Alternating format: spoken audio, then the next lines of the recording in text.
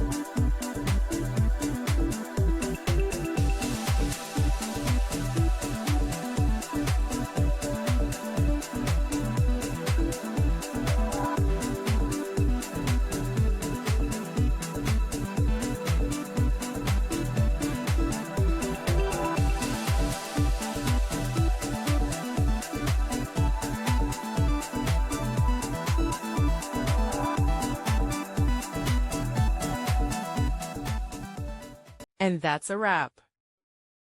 I hope you found the answer you were looking for. If you did, take a second to hit that subscribe button. It really helps out.